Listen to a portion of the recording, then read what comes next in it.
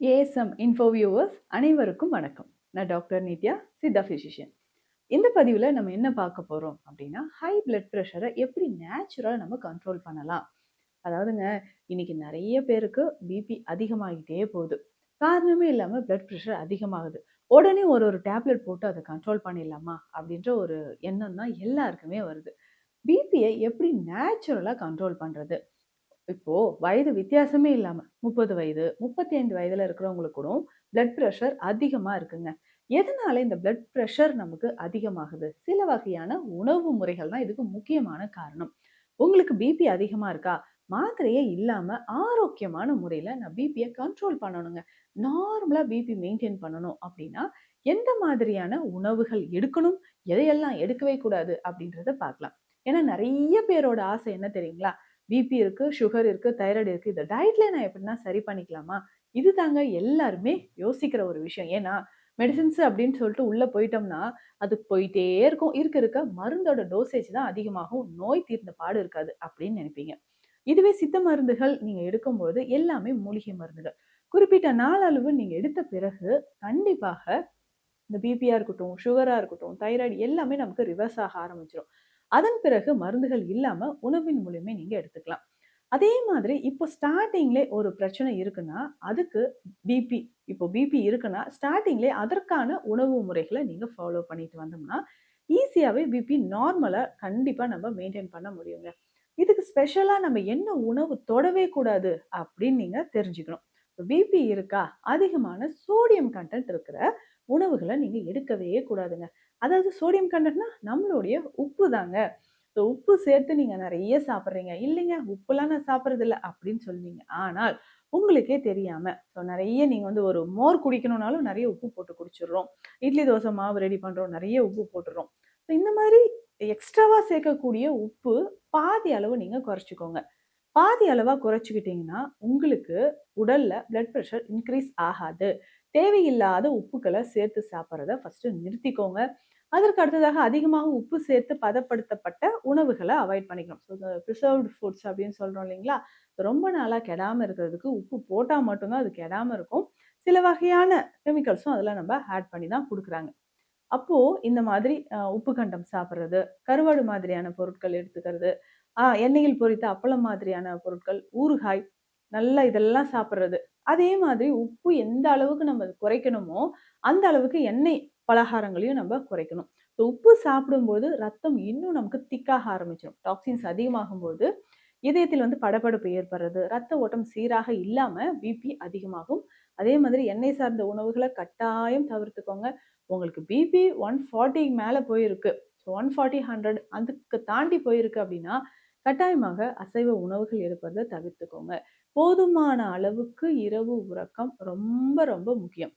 இரவு சரியா உறக்கம் இல்லாம இருந்தீங்கன்னா, கண்டிப்பா உங்களுக்கு பிளட் பிரஷர் அதிகமாக ஆரம்பிச்சிடும். எனவே கண்டிப்பாக நல்ல ஒரு உறக்கம். அதே மாதிரி பாடியில ஒரு தேவையான அளவுக்கு ஃப்ளூயிட் கன்டென்ட் இருக்கணுங்க. ஃப்ளூயிட்ஸ் நார்மலா இருந்துச்சு அப்படின்னாலும், நமக்கு பிளட் பிரஷர் நல்லாவே குறைய ஆரம்பிச்சிடும். ஃப்ளூயிட்ஸ் அப்படின்னு எத பேஸ் பண்றோம் அப்படின்னா, தண்ணீர் நல்லா குடிச்சுக்கலாம். ஃப்ரூட்ஸ் அண்ட் வெஜிடபிள்ஸ் நெறைய எடுத்துக்கணும். வெஜிடபிள் சூப் மாரி எடுத்துக்கலாம். வெஜிடபிள் ஜூஸா நம்ம எடுத்துக்கலாம். ஃப்ரூட் ஜூஸஸ் எடுத்துக்கலாம். இந்த மாதிரி நீங்க பயன்படுத்திக்கிட்டே வரும்போது, கொஞ்சம் கொஞ்சமாக பிபி நமக்கு நார்மல் ஆகிறத பார்க்கலாங்க. அதே மாதிரி இயற்கையான வழிமுறைகள் என்னென்ன இருக்குன்றதும் நீங்க தெரிஞ்சுக்கணும்.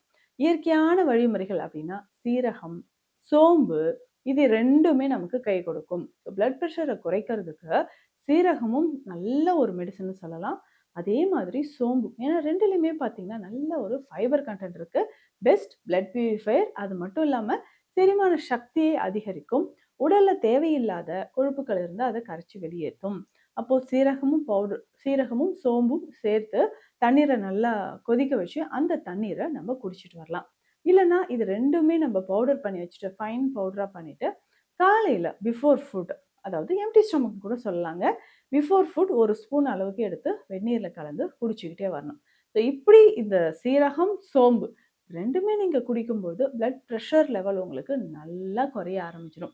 பிளட் ப்ரெஷர் குறைஞ்சு குறைஞ்சு வந்துகிட்டே இருந்துச்சுன்னா, அடுத்ததாக நம்மளுடைய பிளட்ல இருக்கக்கூடிய டாக்ஸின்ஸும் நமக்கு குறைய ஆரம்பிச்சிடும். இதை தாண்டி சித்த மருத்துவத்துல இன்னும் ஏகப்பட்ட மருந்துகள் இருக்குங்க. சித்தர்கள் நமக்கு அழகா சொல்லியிருக்காங்க. ஸோ இது வாரம் ஒரு முறையாவது கண்டிப்பாக எண்ணெய் குளியல். இந்த எண்ணெய் குளியலுக்கு ஜம்பீர தைலம் நீங்க பயன்படுத்தலாம். ஸோ ஜம்பீர தைலம் பயன்படுத்தும்போது, ஜம்பீர தைலம் அப்படின்னு சொல்றது எலுமிச்சை பழம் இருக்கு பார்த்தீங்களா? அதிலிருந்து செய்யக்கூடியது. ஸோ ஜம்பீர தைலம் நம்ம பயன்படுத்தலாம். அதே மாதிரி எண்ணெய் குளியலுக்கு பயன்படுத்திக்கலாம். உணவில் நம்ம சாப்பிடும்போது கூட இனிப்பு குறைச்சிட்டு, உப்பும் குறைச்சிட்டு, எண்ணெய் பொருட்கள் இல்லாத உணவாக நம்ம எடுத்துக்கிறது ரொம்ப ரொம்ப நல்லதுங்க. இதே மாதிரி இன்னும் நிறைய பேருக்கு அந்த சீரணம் தொடர்பான பிரச்சனைகள் இருக்கும். ஸோ அஜீரணம் தொடர்பான பிரச்சனைகள் இருந்தாலும் நிறைய பேருக்கு இந்த தலைவலி வர்றது ஒரு முக்கியமான ஒரு விஷயமாக இருக்கு. அப்போ அந்த ஜீரண சக்தியை சரி செஞ்சுட்டு நமக்கு வரக்கூடிய ஹெட்டேக்கும் சரி செஞ்சுதான் பிளட் ப்ரெஷர் நமக்கு நல்லாவே குறைய ஆரம்பிக்குங்க. ஸோ இதற்கு தான் ஏலாதி சூர்ணம், அஷ்டச்சூர்ணம் மாதிரியான மருந்துகளை எடுத்துக்கலாம். ஸோ முக்கியமாக நீங்க ஏலாதி சூர்ணம் பயன்படுத்தும் போது நம்ம உடல்ல இருக்கக்கூடிய அந்த பித்தம், ஏலாதி அப்படின்னா ஏலக்காய். ஏலக்காய் மிக சிறந்த ஒரு பித்த சமனி. அந்த பித்தத்தை சமநிலைப்படுத்தும் பொழுது உடல் உஷ்ணம் குறைந்து பிபியும் நமக்கு குறைய ஆரம்பிக்கும். ஸோ அப்போ நம்ம வந்து இந்த ஏலாதி சூர்ணமா இதில் பயன்படுத்திக்கிட்டே வரும்பொழுது பிளட் ப்ரெஷர் கண்ட்ரோலுக்கு வருது.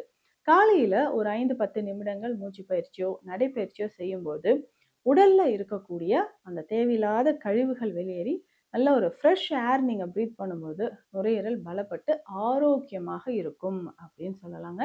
இதுலயே சித்த மருத்துவத்துல சர்பகந்தா மாதிரியான மருந்துகளும் இருக்கு. அஸ்வகந்தாவும் குறிப்பிட்ட அளவுக்கு அது பிளட் ப்ரெஷரை குறைக்கிறதுக்கு எந்த மாதிரி ஹெல்ப் பண்ணுதுன்னு தெரிஞ்சுட்டு அந்த மெடிசனை நம்ம எடுத்துக்கலாம். ஸோ இதுவே அசைச்சூர்ணம் அப்படின்ற ஒரு மெடிசனும் இருக்கு. அசைச்சூர்ணம் அப்படின்னா சீரகத்தை மையமாக வைத்து செய்யக்கூடிய ஒரு லேகியம். ஸோ இதை நம்ம பயன்படுத்தும் போதும் பிளட் ப்ரெஷர் நமக்கு நல்லாவே குறைய ஆரம்பிச்சிடும். இப்போ பிளட் ப்ரெஷர் இருக்குது அப்படின்னா தயவுசெய்து கவலையே வேண்டாம். நம்ம ரத்தத்தில் இருக்கக்கூடிய டாக்ஸின்ஸ் வெளியேற்றி பிளட் ப்ரெஷர் நார்மல் ஆகிறதுக்கான என்னென்ன வழிமுறைகள் இருக்கோ சொல்லியிருக்கேன். ஸோ இந்த பதிவில் பிளட் ப்ரெஷர் அதிகமாக இருந்தால் எந்த மாதிரியான உணவு முறைகள், மூலிகைகள் எல்லாம் எடுக்கலான்றதை பார்த்துருக்கோம். ஸோ மீண்டும் அடுத்த பதிவில் சந்திக்கலாம். நன்றி.